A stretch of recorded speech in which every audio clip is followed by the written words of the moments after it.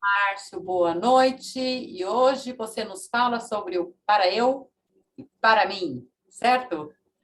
Tudo bem? Boa noite para você, boa noite para seu público, também um bom dia, uma boa tarde, seu público é amplo, pode estar vendo em qualquer horário.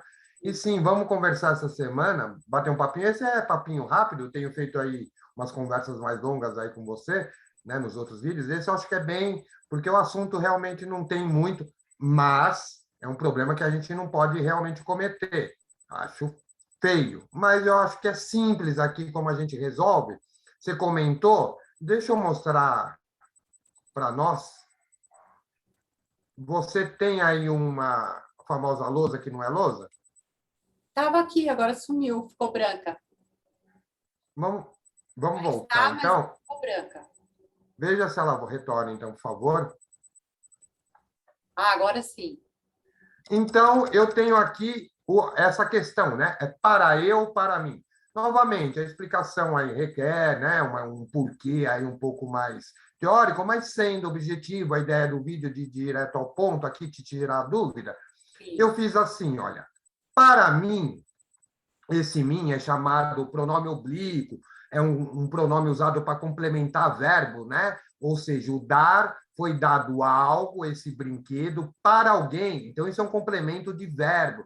E aí, após preposição, eu uso o tal do pronome oblíquo mim. E Certo. o eu? O eu, nós usamos para sujeito. O que é o sujeito? O mim, ele sofre a ação do verbo. Veja aqui, né? Foi dado o brinquedo para mim. Eu sofri a ação do verbo dar. Deram para mim. Agora, eu preciso de um sujeito, aquele que pratica ação verbal, aquele que faz o verbo acontecer. Nesse caso, eu tenho a necessidade do eu, é eu que eu uso, né? Porque nós falamos assim, olha, eu estudo, ninguém fala mim. Sim. Eu estudo, ninguém fala mim, estuda. Isso para provar que esse cara, o tal do eu, pronome do caso reto, os pronomes do caso reto geralmente são sujeitos, aqueles que fazem o verbo rolar, que praticam o Para verbo. eu fazer, para eu acontecer. E isso, o Entendi. mim, o mim não pratica ação verbal. Então, tem verbo aqui? Não. Não, não tem. Então, é o mim, ele está sofrendo a ação do verbo. Tem verbo aqui? Olha só que interessante. Tem. Então, nesse caso, eu preciso do sujeito eu. Márcio, sempre o verbo no infinitivo? Nesse caso, o verbo será no infinitivo. Esse caso específico do para mim, para eu, o verbo pós Sempre será no é, infinitivo. é claro que se é usado nas outras preposição, por exemplo, você deu o brinquedo para ele brincar, Aí é diferente. também vai ser. Não, a dúvida não tem, mas você perguntou do verbo infinitivo, tá vendo? Esse tipo de frase vai sempre criar um verbo no infinitivo, sim, Aham. tá? Nessa situação. E nessa situação, sem verbo, então vamos falar de dica?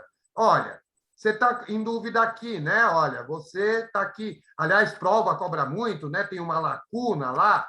Então, eu estou em dúvida aqui. Olha, é aqui que eu vou pôr, né? Está a minha lacuna aqui. Eu ou mim? Eu não estou vendo o verbo depois. Será que alguém coloca eu aí? Acho que não. A, em linguagem coloquial, infelizmente, a gente vê algumas coisas assim. Ah, Sim, é? sim. E aí, aqui então, eu estou na dúvida: olha, o que, que eu ponho aqui? Tem uma lacuna, é uma prova, estou fazendo minha redação, estou fazendo meu texto na empresa. Bom, repara, você está com dúvida? Olha que vem depois. Veio um verbo depois, agora você põe o eu. Tem professor que simplifica, né? Olha, na dúvida, se não tiver nada depois, é mim. Se tiver algo depois, é verbo. Vamos melhorar, é uma dica, mas vamos dar uma melhoradinha da dica, né? Ou seja, continua na ideia, não tem verbo depois.